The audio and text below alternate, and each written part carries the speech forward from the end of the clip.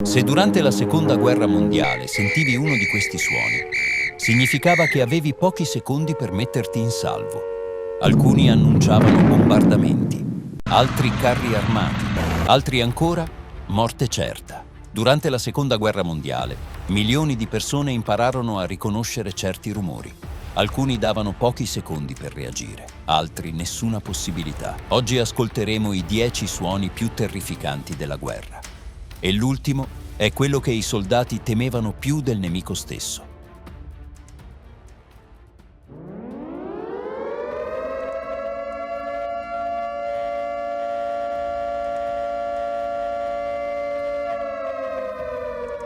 Londra, Berlino, Milano. Quel suono non significava ancora morte, ma significava che stava arrivando. Le sirene antiaeree erano progettate per essere impossibili da ignorare, taglienti, ripetitive. Quando partivano, le città si svuotavano, le luci si spegnevano, le famiglie correvano nei rifugi e poi si aspettava.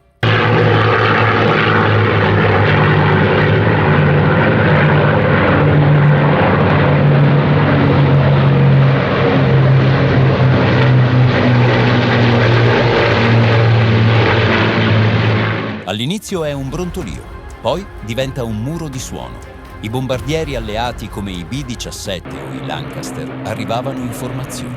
Se sentivi questo rumore sopra di te, non eri più al sicuro.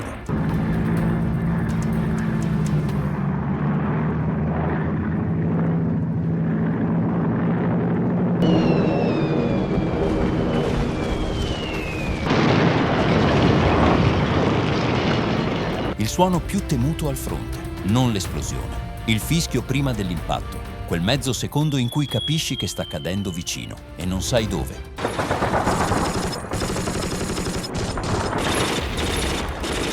I soldati la chiamavano la sega di Hitler, 1200 colpi al minuto. Non era solo letale, era psicologica.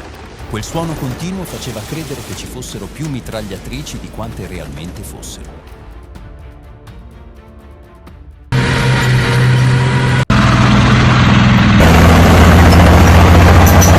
Nel deserto o in Russia, prima vedevi la polvere, poi sentivi questo.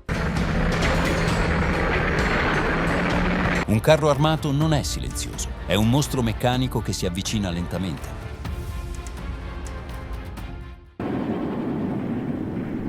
Il suono non è forte, è viscerale, un soffio improvviso. Nei bunker o nelle città era il segnale che non c'era via di fuga.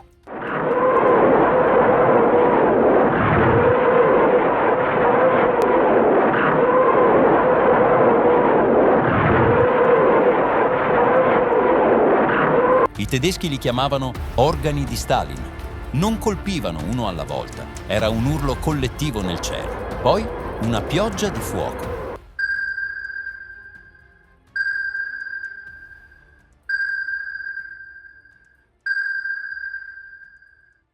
Immagina di essere in un U-Boot tedesco, buio, claustrofobia. Poi senti questo.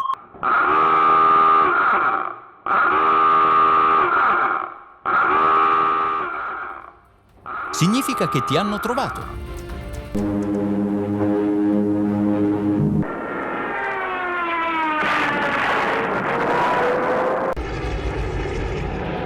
La Jericho trompete, una sirena montata sugli aerei in picchiata tedeschi.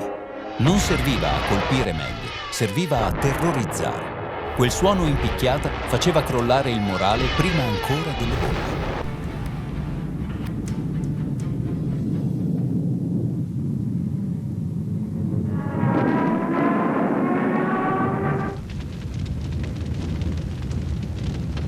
Il suono più inquietante non era un suono, era questo. Dopo le esplosioni, dopo il fumo, dopo le urla, il silenzio. Perché in quel momento capivi chi non avrebbe più risposto. La guerra non si ricorda solo con le immagini, si ricorda con i suoni. E per milioni di persone questi furono gli ultimi che sentirono. Quale di questi ti ha colpito di più? Scrivimelo nei commenti.